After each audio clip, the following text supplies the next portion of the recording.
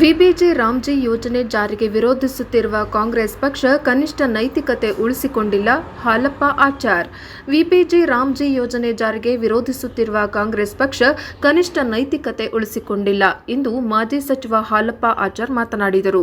ಅವರು ಕುಕನೂರು ಪಟ್ಟಣದ ಮಸಬಾ ಹಂಚನಾಳ ಭಾರತೀಯ ಜನತಾ ಪಕ್ಷದ ಕಾರ್ಯಾಲಯದಲ್ಲಿ ಪತ್ರಿಕಾಗೋಷ್ಠಿಯನ್ನು ಉದ್ದೇಶಿಸಿ ಮಾತನಾಡಿ, ಭ್ರಷ್ಟಾಚಾರಕ್ಕೆ ನರೇಗಾ ಯೋಜನೆಗಳಿಗೆ ಬಿಗಿ ಕ್ರಮ ಅಳವಡಿಸಿರುವುದು ಕಾಂಗ್ರೆಸ್ಗೆ ಇಷ್ಟವಾಗಿಲ್ಲ. ಹೀಗಾಗಿ ಸದರಿ ಯೋಜನೆ ವಿರೋಧಿಸುತ್ತಿದೆ ಎಂದಿದ್ದಾರೆ.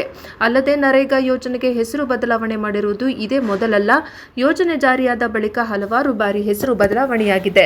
ಯುಪಿಎ ಸರ್ಕಾರವಿದ್ದಾಗ ಜವಾಹರಲಾಲ್ ನೆಹರು ಹೆಸರಿನ ಮೇಲೆ ಇದ್ದ ಜವಾಹರಲಾಲ್ ರೋಜ್ಗಾರ್ ಯೋಜನೆಯನ್ನ ನಂತರ ಮಹಾತ್ಮ ಗಾಂಧಿ ಉದ್ಯೋಗ ಖಾತ್ರಿ ಯೋಜನೆ ಎಂದು ಬದಲಾಯಿಸಲಾಯಿತು.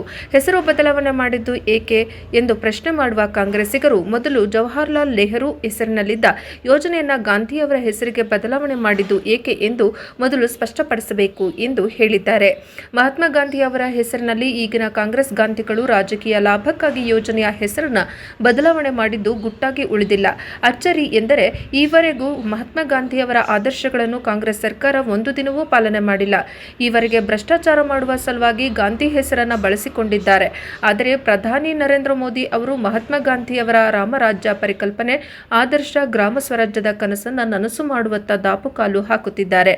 ಅಲ್ಲದೆ ಕಾಲಕಾಲಕ್ಕೆ ತಂತ್ರಜ್ಞಾನ ಬಳಸಿಕೊಂಡು ಪಾರದರ್ಶಕತೆ ಕಾಯುವುದಕ್ಕಾಗಿ ವಿಬಿಜಿ ರಾಮ್ಜಿ ಯೋಜನೆಯಲ್ಲಿ ಹಲವು ಮಾರ್ಪಾಡು ಮಾಡಲಾಗಿದೆ. ಇದೆಲ್ಲಕ್ಕಿಂತ ಮಿಗಿಲಾಗಿ 100 ದಿನ ಮಾನವ ದಿನಗಳನ್ನು 125 ದಿನಕ್ಕೆ ಹೆಚ್ಚಿಸಲಾಗಿದೆ ಎಂಬ ಅಂಶದತ್ತ ಗಮನ ಸೆಳೆದಿದ್ದಾರೆ. ಯೋಜನೆಯಲ್ಲಿ ಪಾರದರ್ಶಕತೆ ತರಲು ಮುಖ್ಯ ಕಾರಣವಾಗಿದ್ದು ನರೇಗಾದಲ್ಲಿ ವ್ಯಾಪಕ ಭ್ರಷ್ಟಾಚಾರ ಆಗಿದ್ದು ಎಂದು ಆರೋಪಿಸಿರುವ ಅವರು, ಯಾದಗಿರಿ ಜಿಲ್ಲೆಯ ಗ್ರಾಮ ಪಂಚಾಯಿತಿಯೊಂದರಲ್ಲಿ ಪುರುಷರು ಸೀರೆಯುಟ್ಟು ಫೋಟೋ ತೆಗೆಸಿಕೊಂಡು ನರೇಗಾ ಹಾಜರಾತಿ ಹಾಕಿಕೊಂಡು ಹಣ ಲಪಾಟಿಸಿದ ಘಟನೆ ಉದಾಹರಣೆ ಇವೆ. ಇವು ಉದಾಹರಣೆಯಷ್ಟೇ. ಇಂತಹ ಬ್ರಹ್ಮಾಂಡ ಭ್ರಷ್ಟಾಚಾರಗಳು ನರೇಗಾ ಯೋಜನೆಯಲ್ಲಿ ಎಗ್ಗಿಲ್ಲದೆ ಕಾಂಗ್ರೆಸ್ನ ಸರ್ಕಾರದ ಪೋಷಣೆಯಿಂದ ನಡೆಯುತ್ತಿದ್ದವು. ಗಾಂಧಿ ಅವರ ಹೆಸರಿನಲ್ಲಿ ಕಾಂಗ್ರೆಸ್ಸಿಗರು ಈ ಎಲ್ಲ ಭ್ರಷ್ಟಾಚಾರ ನಡೆಸಲು ದಾರಿ ಮಾಡಿಕೊಟ್ಟಿದ್ದರು. ಸತ್ಯ ಮತ್ತು ಅಹಿಂಸೆ ಎನ್ನುವ ಗಾಂಧಿ ತತ್ವಗಳನ್ನು ಮರೆತು ಕಾಂಗ್ರೆಸ್ ಸರ್ಕಾರ ಸುಳ್ಳು ಮತ್ತು ಹಿಂಸಾಚಾರದ ಮೂಲಕ ಜನರನ್ನ ದಾರಿ ತಪ್ಪಿಸುವ ಕೆಲಸ ನಿರಂತರವಾಗಿ ಮಾಡಿಕೊಂಡು ಹೊರಟಿದೆ ಎಂದು ಕಿಡಿಕಾರಿದರು. ಇನ್ನು ಕೇಂದ್ರ ಸರ್ಕಾರದಿಂದ ಅನುದಾನ ಬರುತ್ತಿಲ್ಲ ಎನ್ನುವ ಹಸಿ ಸುಳ್ಳು ಆರೋಪ ಮಾಡುವ ಕಾಂಗ್ರೆಸ್ಸಿಗರು ಒಮ್ಮೆ ಕೇಂದ್ರ ಸರ್ಕಾರ ಬಿಡುಗಡೆ ಮಾಡಿರುವ ಅನುದಾನದ ದಾಖಲೆಗಳನ್ನು ನೋಡಬೇಕು. 2006ರಿಂದ 2013ರವರೆಗೆ ಕರ್ನಾಟಕಕ್ಕೆ ಯುಪಿಎ ಸರ್ಕಾರ ಕೇವಲ 8,739 ಕೋಟಿ ರು ಮಾತ್ರ ಅನುದಾನ ಕೊಟ್ಟಿದೆ. ಆದರೆ 2014ರಲ್ಲಿ ಎನ್ಡಿಎ ಸರ್ಕಾರ ಅಧಿಕಾರಕ್ಕೆ ಬಂದ ಬಳಿಕ ಈವರೆಗೆ 48,305 ಕೋಟಿ ರು ಅನುದಾನ ಕೊಟ್ಟಿದೆ. ನರೇಗಾದಲ್ಲಿ ಯುಪಿಎ ಸರ್ಕಾರವಿದ್ದಾಗ 58.46 ಕೋಟಿ ಕೊಟ್ಟಿದ್ದಾರೆ. ಮೋದಿ ಅವರು ಸರ್ಕಾರ ಬಂದ ಮೇಲೆ ಕಳೆದ 10 ವರ್ಷದಲ್ಲಿ 126.08 ಕೋಟಿ ರು ಹಣ ಕೊಟ್ಟಿದೆ. ಇದನ್ನು ಕಾಂಗ್ರೆಸ್ಸಿಗರು ಇನ್ನಾದರೂ ಅರ್ಥ ಮಾಡಿಕೊಳ್ಳಬೇಕು ಎಂದಿದ್ದಾರೆ. ಹಗಲು ದರೋಡೆಗೆ ನಿಂತ ಕಾಂಗ್ರೆಸ್ಸಿಗರು ಅಬಕಾರಿ ಸಚಿವ ಆರ್.ಬಿ. ತಿಮ್ಮಾಪುರ್ ಸಚಿವರಿಂದ ಹಗಲು ದರೋಡೆ ನಡೆಯುತ್ತಿದೆ ಎಂದು ಮಾಜಿ ಸಚಿವ ಹಾಲಪ್ಪ ಆಚಾರ್ ಆರೋಪ. ಅಬಕಾರಿ ಇಲಾಖೆಯಲ್ಲಿ ಪರವಾನಗಿ ನೀಡಲು ಲಂಚ ಪಡೆಯುತ್ತಿದ್ದಾರೆ. 2,500 ಕೋಟಿ ರೂಪಾಯಿ ಹಗರಣಕ್ಕೆ ಸಂಬಂಧಪಟ್ಟಂತೆ ಸಚಿವರು ಮತ್ತು ಅವರ ಮಗನ ಹೆಸರು ಕೇಳಿ ಬಂದಿದೆ ಎಂದು ಹೇಳಿದರು. ಈ ಸಂದರ್ಭದಲ್ಲಿ ಯಲಬುರ್ಗಾ ಮಂಡಲ ಅಧ್ಯಕ್ಷ ಮಾರುತಿ ಗೌರಾಳ್, ವಿಶ್ವನಾಥ್ ಮರಿಬಸಪ್ಪ, ಅಮರೇಶ್ ಶಿವಪ್ಪವಾದಿ ಇದ್ದರು. ವರದಿ ಚೆನ್ನಯ್ಯ ಹಿರೇಮಠ, ಪ್ರಜಾಪವರ್ ಟಿವಿ, ಕುಕನೂರು. ಪ್ರಾರಂಭವಾಯಿತು. ಆದ ನಂತರ ಸುಮಾರು 10 ಬಾರಿ ಈ ಯೋಜನೆಯಲ್ಲಿ ಹೆಸರು ಬದಲಾವಣೆ ಆಗ್ಯಾವು. ಮೊದಲ ಮಾನ್ಯ ನೆಹರೂಜಿಯವರ ಹೆಸರ ಮೇಲೆ ರೋಜ್ಗಾರ್ ಯೋಜನೆ ಇತ್ತು, ಮಹಾತ್ಮ ಗಾಂಧಿ ಆಯಿತು, ಅದು ಮತ್ತೊಂದು ಹೆಸರು. ಹೀಗೆ 16 ಕಾಲಕ್ಕೆ ತಕ್ಕಂಥ ಬದಲಾವಣೆಯನ್ನು ಮಾಡಿ ಈಗಾದರೂ ಕೂಡ ಇದಕ್ಕೆ ಹೆಚ್ಚು ಶಕ್ತಿಯನ್ನು ತುಂಬ ಕಾರಣ ಇವತ್ತು ಈ ಒಂದು ಯೋಜನೆಗೆ ಇವತ್ತು ಬದಲಾವಣೆಯನ್ನು ಮಾಡಿ ಪರಿಷ್ಕೃತ ಒಂದು ಯೋಜನೆಯನ್ನು ತಯಾರಿ ಮಾಡಿ ಇದು ಸರಿಯಾಗಿ ಗ್ರಾಮೀಣ ಭಾಗದ ಜನರಿಗೆ ಕೈಗೆ ಕೆಲಸ ಸಿಗಬೇಕು, ಗ್ರಾಮೀಣ ಭಾಗದಲ್ಲಿ ಅಸೆಟ್ ನಿರ್ಮಾಣ ಆಗಬೇಕು, ಅದು ಮುಂದಿನ ಅಭಿವೃದ್ಧಿಗೆ ಮತ್ತು ಆ ಭಾಗದ ಜನರಿಗೆ ಅನುಕೂಲ ಆಗಲಿ ದೃಷ್ಟಿಯಿಂದ ಇವತ್ತೊಂದು ಅಕೌಂಟಬಿಲಿಟಿ ಬರಲಿ ಅನ್ನೋ ದೃಷ್ಟಿಯಿಂದ ಇವತ್ತು ಇಷ್ಟೊಂದು ಬದಲಾವಣೆಯನ್ನು ಮಾಡಿದಾಗ ಇವ್ರಿಗೇನು ಹೊಟ್ಟೂರಿನೋ ಕಾಂಗ್ರೆಸ್ ಗೊತ್ತಿಲ್ಲ, ಇದರ ಒಂದು ಅಪಪ್ರಚಾರ ಮಾಡಿಕೊಂಡು ತಾವೇನೋ ಅಭಿವೃದ್ಧಿಯಲ್ಲಿ ಇವತ್ತು ಪೂರ್ತಿ ಜೀರೋ ಆಗಿದ್ದಾರೆ. ಇವತ್ತು ಕೊಡೋಕೆ ₹1 ದುಡ್ಡಿಲ್ಲ, ಖಜಾನೆ ಒಳಗೆ ದುಡ್ಡಿಲ್ಲ, ಸರಿಯಾಗಿ ಪಗಾರ ಕೊಡೋಕೆ ದುಡ್ಡಿಲ್ಲ. 4 ತಿಂಗಳಿಗೊಮ್ಮೆ ಸರ್ಕಾರಿ ನೌಕರರ ಪಗಾರ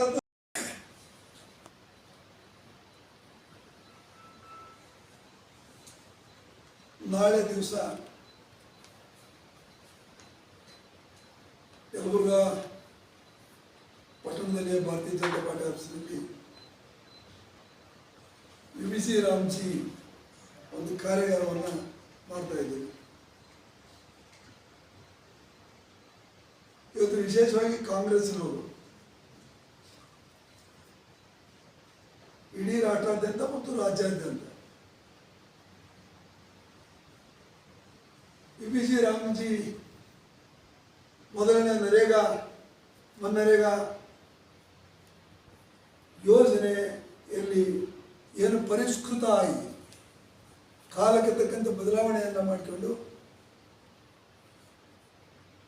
ಪ್ರಸ್ತುತ ಇವತ್ತಿಗೆ ಯಾವ ರೀತಿ ಅದನ್ನು ನಾವು ಕೊಟ್ಟುಬಿಟ್ಟಿವಿ ಅಂತ ಹೇಳಿ ಹೋದರೆ ಹಳ್ಳಿ ಯಾವಾಗ ವಿರೋಧ ಪಕ್ಷದವರು ಗಟ್ಟಿಗೆ ಹಚ್ಚಿದಾಗ ಇಲ್ಲ ನಾನು ಫೆಬ್ರವರಿ ಮಾರ್ಚ್ ಕೊಟ್ಟಿಲ್ಲ ಅಂತೇಳಿ 4-5 ದಿನದ ನಂತರ ಬಂದು ಔಷಧಿಗೆ ಹೇಳಿದಂಥ ಇವತ್ತು ತಲೆ ತಗ್ಗಿಸ್ತಕ್ಕಂಥ ಕೆಲಸವನ್ನು ಈ ಕಾಂಗ್ರೆಸ್ ಆಡಳಿತದಲ್ಲಿ ನಾವು ನೋಡಕತ್ತೀವಿ.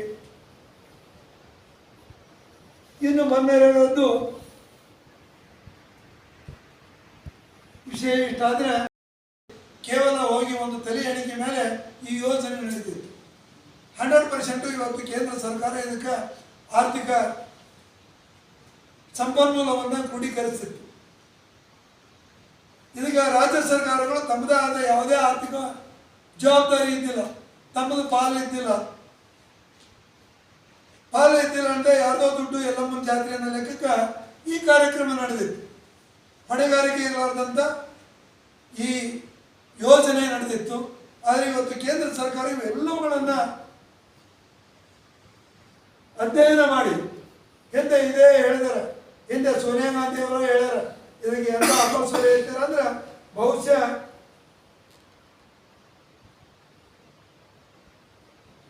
ಸಂಸತ್ತಿನಲ್ಲಿಯೂ ಕೂಡ ಬಿಲ್ಲನ್ನು ಪಾಸ್ ಮಾಡಿ ರಾಷ್ಟ್ರಪತಿಗಳಿಗೆ ಸಹಿ ಆಗಿ ಇವತ್ತು ಏಪ್ರಿಲ್ 1ರ ನಂತರ ಇದು ಅನುಷ್ಠಾನಗೊಳ್ಳುತ್ತೆ. ಹಿಂದೆ ಯಾವ ಆಸ್ತಿ ನಿರ್ಮಾಣ ಆಗಲಿಲ್ಲ, ಪಾರದರ್ಶಕತೆ ಎಲ್ಲಿ ಇರಲಿಲ್ಲ. ಇವತ್ತು ಇವರೇ ಹೇಳ್ಯಾರ ಎಷ್ಟೊಂದು ಲೋಪ ಇತ್ತು ಅಂತಂದರೆ ಒಂದು ಮತದಾರ ಇಲ್ಲಿ ಒಬ್ಬ ಎಂಪ್ಲಾಯಿ ಇಲ್ಲಿ ರಿಜಿಸ್ಟರ್ ಮಾಡಿಕೊಂಡ್ರೆ ಇನ್ನೊಂದು ರೋಗ ಅವರೇ ಮಾಡ್ತಿದ್ರು. ಅಂದರೆ 2-3 ಹಾಜರಿ.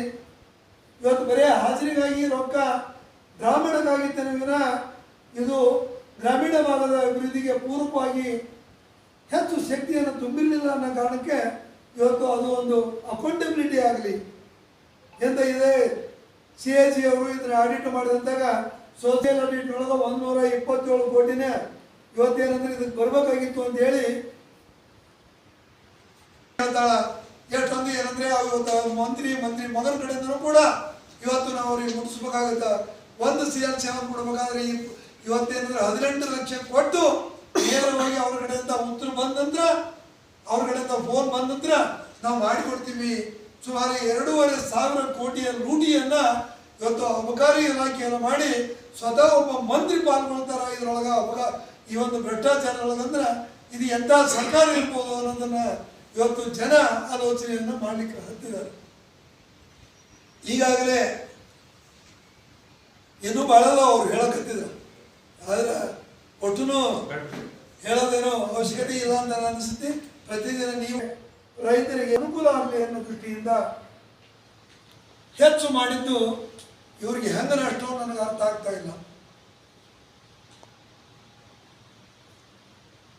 ಹಾಗೇನೆ 349 ವೇಸಸ್ ಇದ್ದದ್ದನ್ನು ದಿನಗೂಲಿ ಇದ್ದದ್ದನ್ನು ಇವತ್ತು 370 ರೂಪಾಯಿ ಹೆಚ್ಚು ಮಾಡಿದ್ದು ಇವರಿಗೆ ಯಾವ ರೀತಿ ನಷ್ಟನೂ ನನಗೆ ಅರ್ಥ ಆಗ್ತಾ ಇಲ್ಲ.